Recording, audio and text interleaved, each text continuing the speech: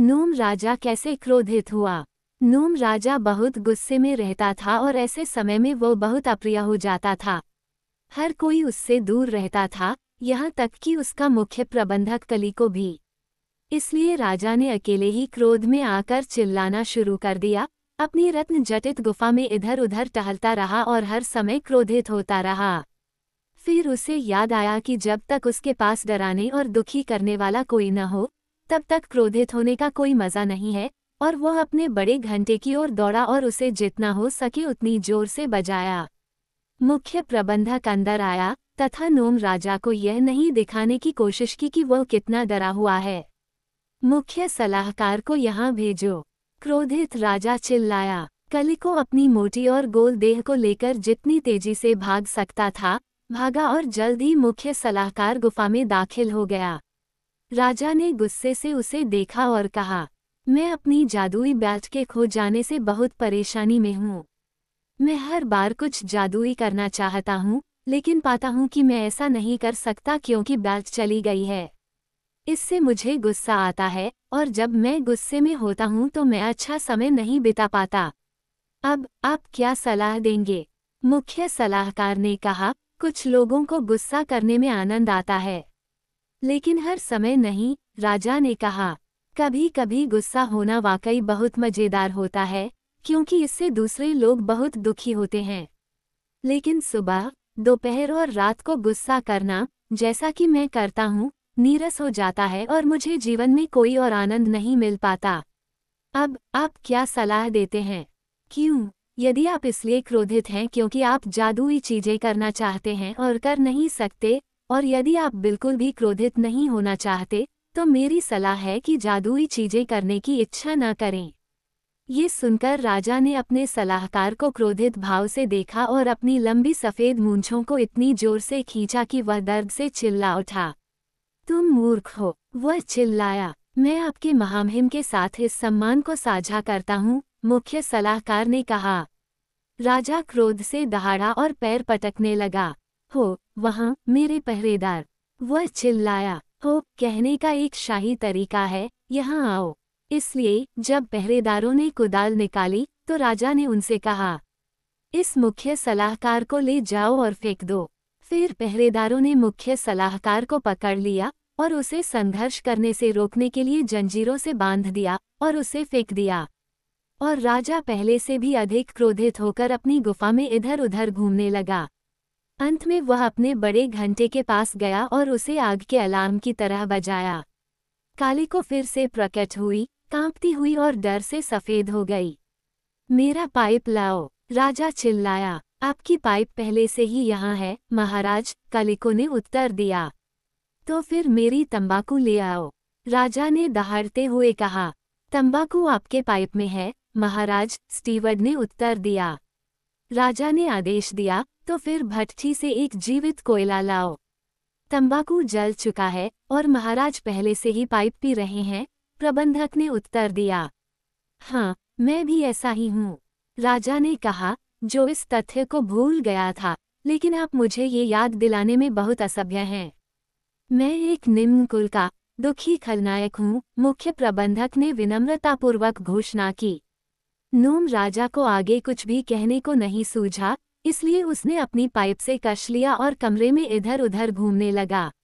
आखिरकार उसे याद आया कि वो कितना गुस्से में था और चिल्लाया, कालिको, तुम्हारा क्या मतलब है कि जब तुम्हारा राजा दुखी है तो तुम इतने संतुष्ट क्यों हो?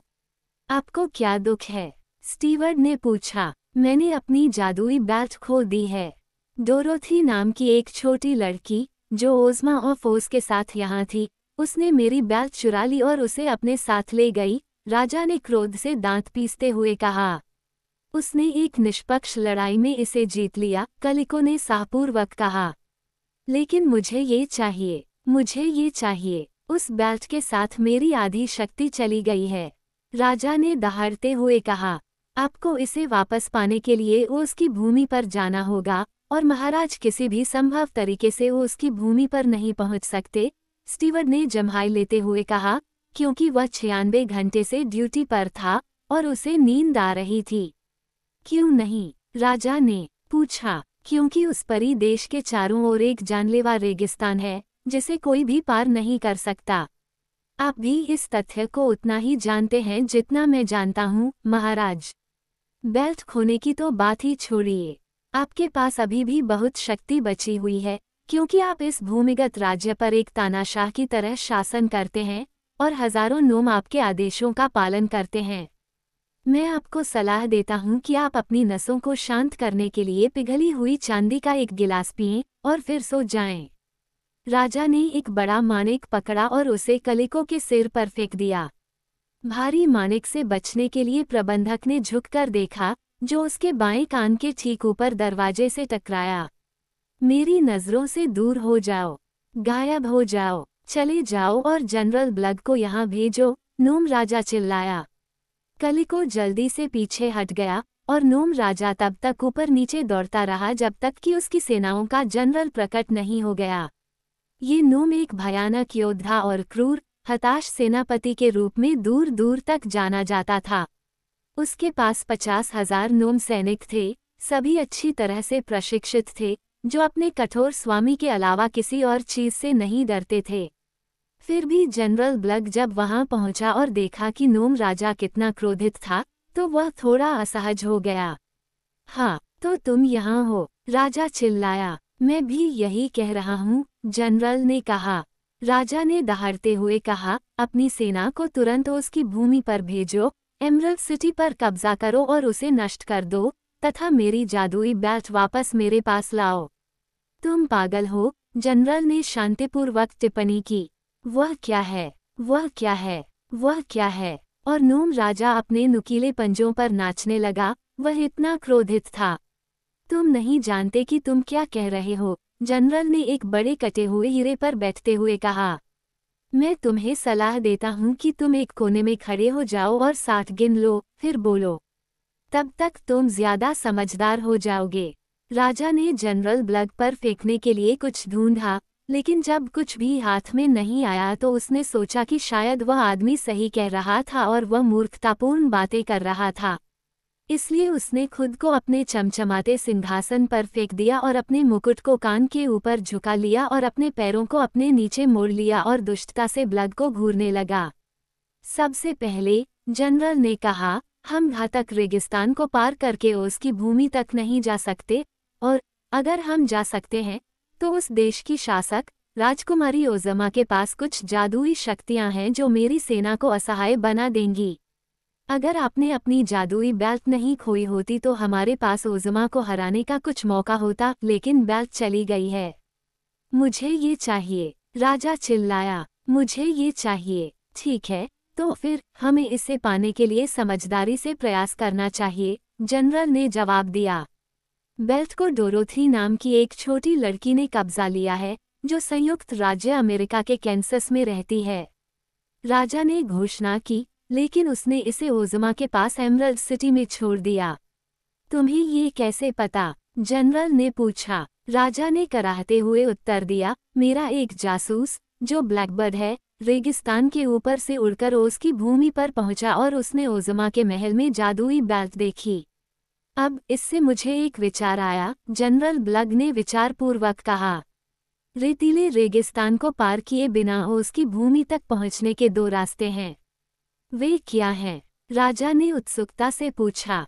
एक रास्ता रेगिस्तान के ऊपर से, हवा के माध्यम से है, और दूसरा रास्ता रेगिस्तान के नीचे से, धरती के माध्यम से है। ये सुनकर नोम राजा खुशी से चिल्लाया और अपने सिंहासन से उछल पड़ा, तथा गुफा में ऊपर नीचे अपनी जंगली सैर पुनः शुरू कर दी।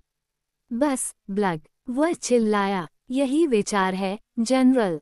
मैं अंडरवर्ल्ड का राजा हूँ, और मेरे सभी लोग खनिक हैं। मैं रेगिस्तान के नीचे उसकी भूमि तक एक गुप्त सुरंग बनाऊंगा, हाँ, एमरल्ड सिटी तक, और तुम वहां अपनी सेनाएं भेजोगे और पूरे देश पर कब्जा करोगे। धीरे से, महाराज। बहुत तेज मत चलो, जनरल ने चेतावनी दी। मेरे नोम अच्छे लड़ाके हैं, लेकिन वे एमरल्ड सिटी को जीतने के लिए पर्याप्त मजबूत नहीं हैं।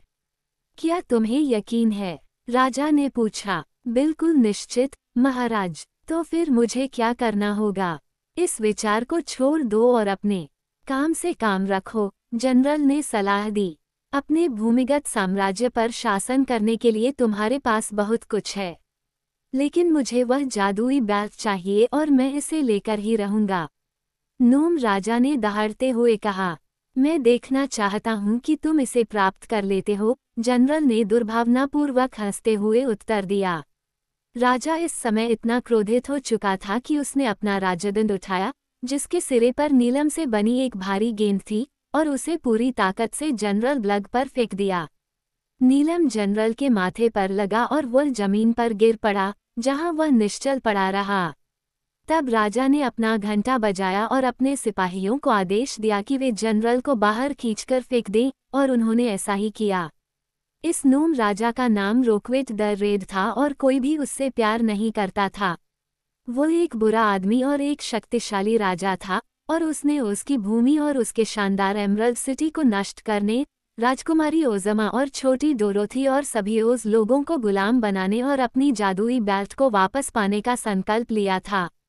इसी बेल्ट ने एक बार रोकवेट द रेड को कई दुष्ट योजनाओं को अंजाम देने में सक्षम बनाया था, लेकिन यह ओज़मा और उसके लोगों द्वारा भूमिगत गुफा तक पहुंचने और उस पर कब्जा करने से पहले की बात थी।